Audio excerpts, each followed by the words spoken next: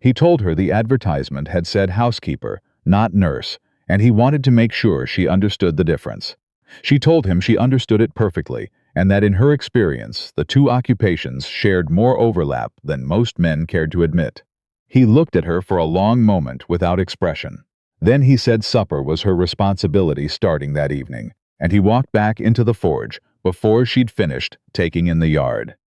That was how Corinna Tate arrived in Slocum Valley, British Columbia in the autumn of 1889, not with any ceremony, not with any particular warmth from the man who'd hired her sight unseen through a letter posted to a notice board in Victoria, but with her one trunk, her medical bag she'd kept out of habit and stubbornness, and the clear-eyed understanding that she had nowhere else to be.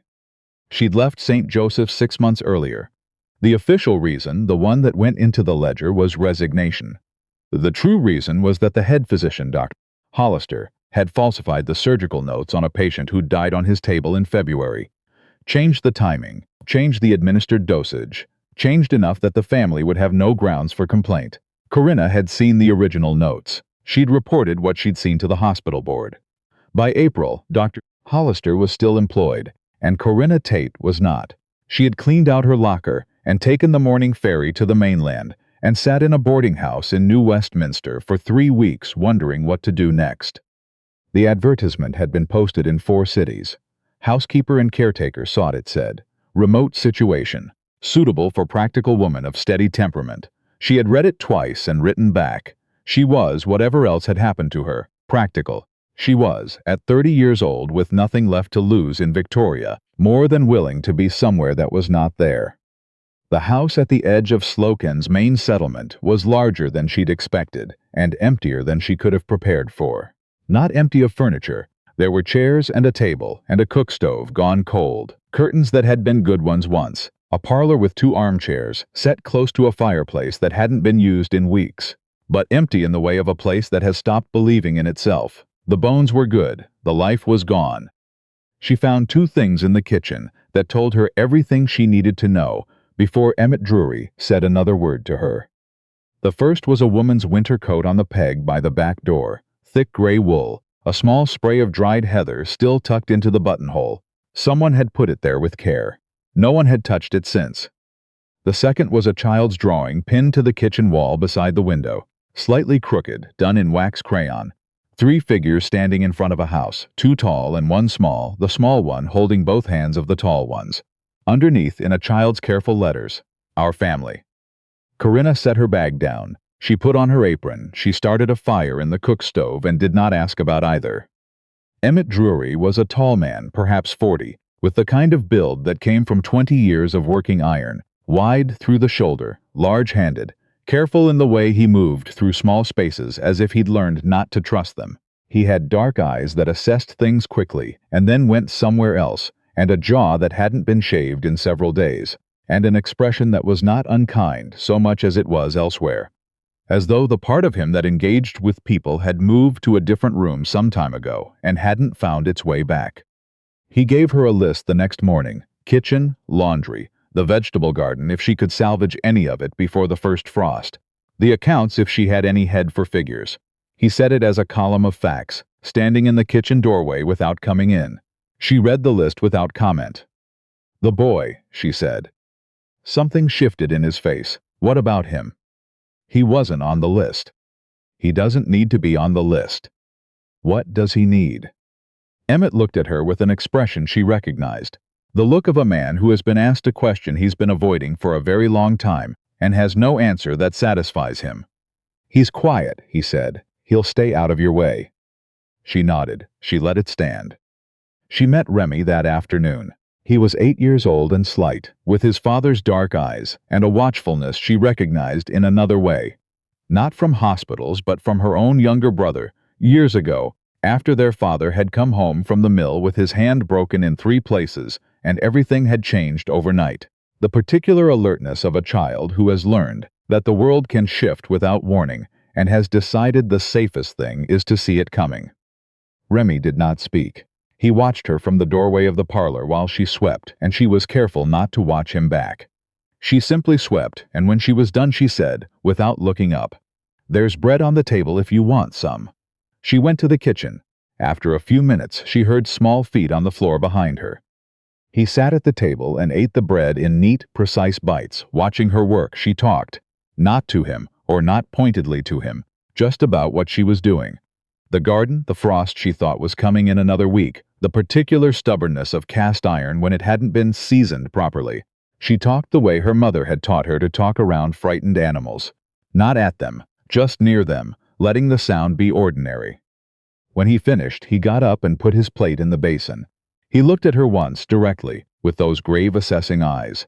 Then he went back upstairs. She stood in the kitchen for a moment after he left, her hands still in the dishwater. Then she breathed out slowly and kept washing up.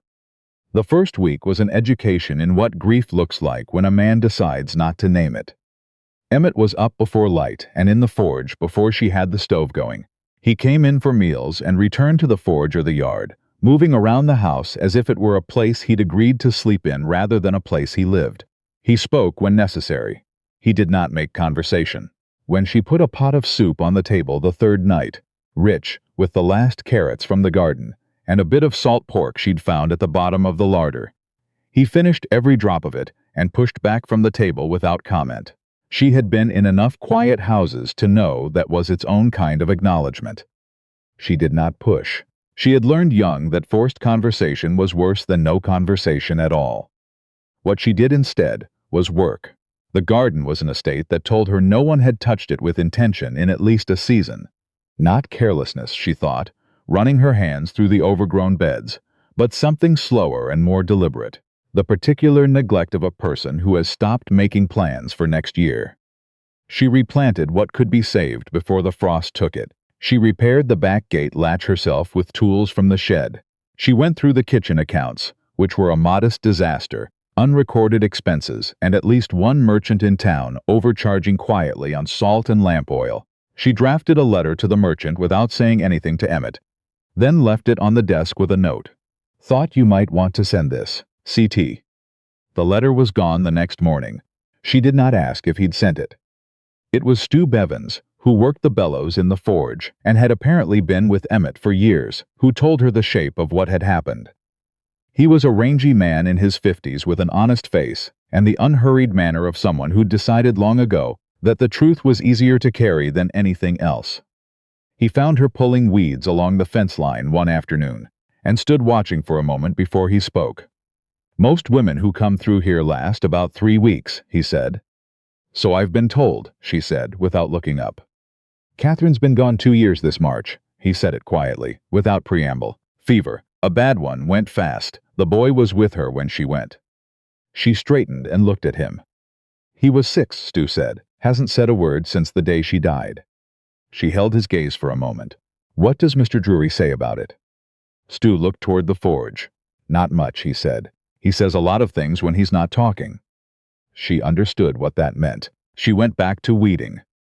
Dr. Caverly arrived on a gray Thursday in October, coming up from Nelson on his monthly rounds with a black bag and the manner of a man who expected to be deferred to without having to say so.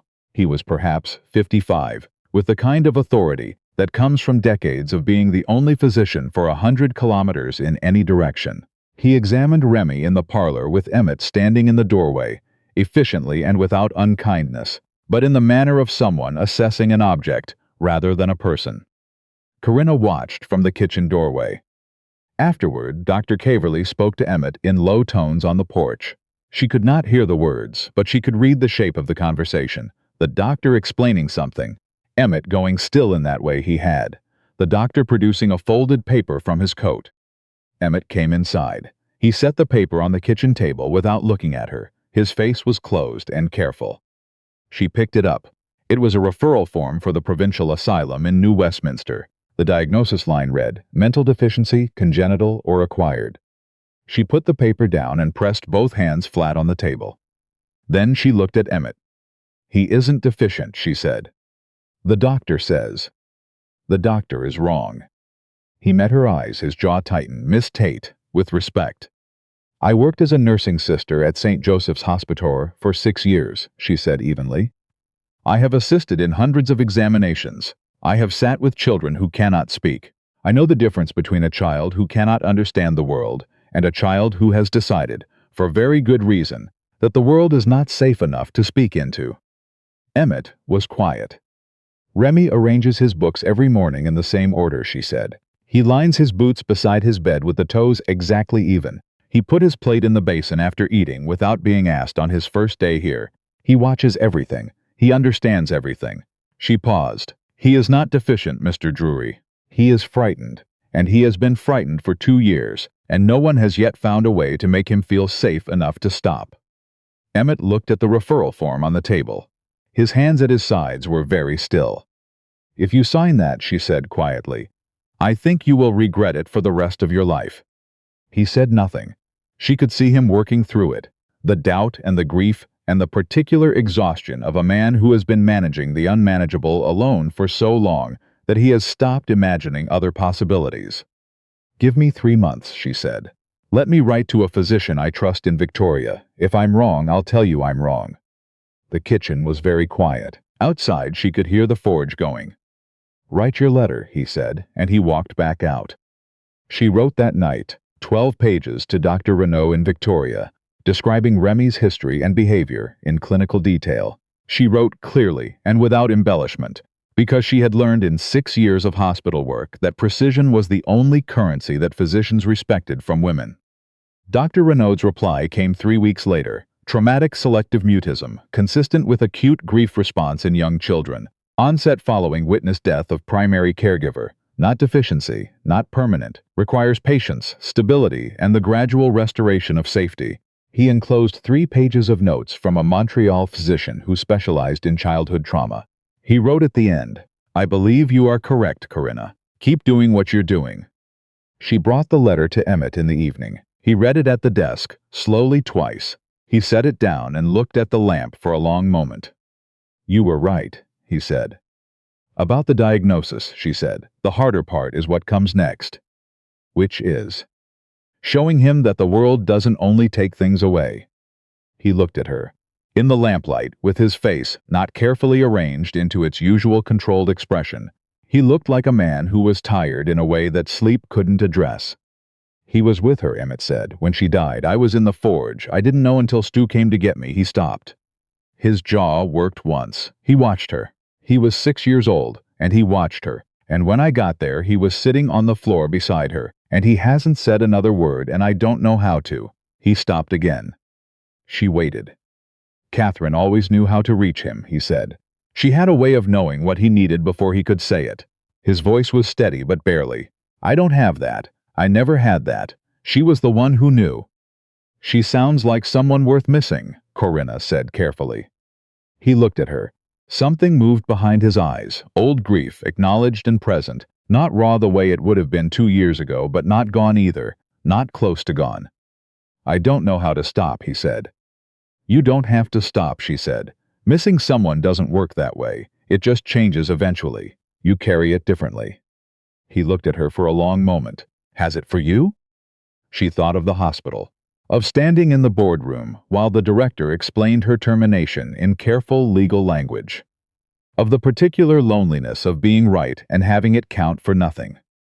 It changes, she said. That's the best I can tell you. He nodded once slowly. He picked up the letter and folded it. I'll write to Caverly, he said. Tell him the referral won't be going forward. Good, she said. She went to make tea, and he sat at the desk, and after a while the scratch of his pen began, and the kitchen held both of them in a silence that was no longer the same kind of silence it had been. That night she went to Remy's room, as she had done every evening for 3 weeks. She sat on the floor with her back against the wall and read aloud from the horse adventure novel she'd found on the parlor shelf, a battered copy of Black Beauty, which she'd judged correctly was the kind of book a boy who arranged his toys with such care would love. Remy was in the corner, wrapped in his quilt, watching her with those dark eyes. She read for 40 minutes. When she stopped, she closed the book and said good night and went downstairs. In the morning, he was in the kitchen doorway when she came down. He had the book in both hands. He held it out to her. She took it from him. She sat down at the kitchen table. He sat beside her. She opened to where she'd left off, and she read, and he sat close enough that his shoulder was warm against her arm. And that was the morning everything shifted, though she wouldn't have called it that at the time. At the time she only kept reading and let the words do what words are meant to do. When Emmett came in for his mid-morning coffee and found them at the table, he stopped in the doorway. Remy glanced at his father and then back at the page. Emmett crossed the kitchen quietly and sat down across from them, and he didn't speak, and Corinna kept reading, and outside the first snow of the season began to fall. Not heavily, just the preliminary suggestion of it, the way the Coutonnets always began their winters. She read to the end of the chapter. She closed the book. Remy looked at his father. He looked at Corinna, and then in a voice that was barely more than a breath, hoarse with 2 years of disuse, cautious, feeling its way out like a foot testing ice, he said, "Again." The kitchen went absolutely still. Emmett put both hands over his face. His shoulders shook once, just once, a single involuntary movement. When he lowered his hands, his eyes were red and his face was open, in a way Corinna had never seen. Not the controlled, carefully maintained surface she had learned to navigate, but something below it, something that had been sealed and was now simply, unexpectedly, open. He looked at his son. Remy looked back at him with those grave, watchful eyes. Emmett said very quietly, "Hello, Remy." And Remy, after a moment, said, "Hi, Papa." Corinna opened the book to the beginning of the chapter and read it again. She kept her voice even. She was aware of Emmett across the table, not moving, barely breathing, listening to his son's existence confirm itself with each word Remy followed on the page. She was aware that this was not her moment, that it belonged entirely to the two of them, and she read steadily and did not look up and let them have it. Dr. Caverly came back in November, and Emmett met him on the porch and said the referral wasn't going forward. Dr. Caverly asked to examine Remy again. Emmett said he didn't think that was necessary. Dr. Caverly's expression went through several adjustments before settling on professional neutrality. He left after 20 minutes. Corinna watched from the kitchen window and said nothing. She wrote to Dr. Renaud again with Remy's progress. He replied within a fortnight, and his reply contained a formal letter of assessment, unsolicited but clearly anticipated, which described traumatic selective mutism in plain language and concluded that residential institutionalization would have been, in his professional opinion, actively harmful to the patient's recovery. Emmett read it at the kitchen table. He set it down. He looked at her across the table, with an expression that had more in it than she was ready to name. "You wrote to him before Caverly came back," he said. "Not an accusation, an observation." "I thought it was likely he'd return," she said. "You were preparing." "I was being practical." He was quiet for a moment. "You said you left your position in Victoria because you reported a physician." "Yes." "And the board removed you instead of him." "Yes." The fire in the stove ticked steadily. Outside, Stu was splitting wood in the yard, the rhythmic crack of it unhurried and even. "Why did you do it?" Emmett said, knowing what it would cost. She considered the question honestly. Because there was a family that deserved the truth, she thought. Because the alternative was to say nothing, and she had tried that for a week in February and had felt herself disappearing. But what she said was, "Because I couldn't not." Something shifted in his face. "That's a hard way to live," he said. "It's the only way I know." He looked at the assessment letter. He looked at her. "Remy asked me this morning if you were staying." She said nothing for a moment. "What did you tell him?" she said. "I told him I hoped so." The kitchen held that between them. Neither of them looked away. "Mr. Drury," she started. "Emmett," he said. It came out simply, without ceremony, just his name, offered as what it was. She looked at him, at the careful, contained man who had looked through her on the day she arrived, and who looked at her now as if she were something he had stopped trying not to see. "Emmett," she said. He looked down at the table. He looked back up. "I'm not good at this," he said. "I was better at it once. I'm not sure I remember how." "You don't need to remember," she said. "You just decide to try, and then you figure it out as you go." He was quiet for a long time. The stove ticking, the wood splitting outside, the particular hush of a house that is learning, slowly, how to be inhabited again. "The coat," he said finally, "on the peg. Catherine's coat." "Yes." "You never touched it." "It wasn't mine to touch," she said. "No." He was quiet again, "but I've been thinking that it could be, if you wanted it to be." She looked at him across the table, at his hands, large and work-worn, resting still on the wood, at his face, which was not quite offering her a smile but was standing very close to the territory of one. "I think I would," she said, "like that very much." He nodded once, a single deliberate movement that meant more than most men managed with a paragraph. He picked up his coffee cup. He said, "I'll speak to the rector this week." "Write to my aunt in Victoria first," she said. "She raised me after my mother died. She'll want to be here." "How much notice does she need?" "At least 6 weeks. She'll require time to make arrangements and to be dramatic about them." He looked at her. This time the territory became the thing itself, a brief, unexpected, completely genuine upward turn at the corner of his mouth. It lasted only a moment. It was, she thought, the most she had seen of him yet, and it was considerable. "Write to her tonight," he said. "Tonight," she agreed. She reached across the table and took the last piece of bread from the board, because she was hungry and because she was at home, and those two things were allowed to be true at the same time. The coat was taken down the following Saturday.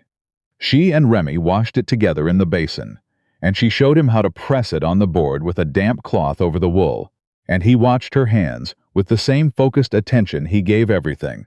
When it was done, she hung it back on its peg, clean and aired, and Remy reached up and touched the dried heather still tucked in the buttonhole.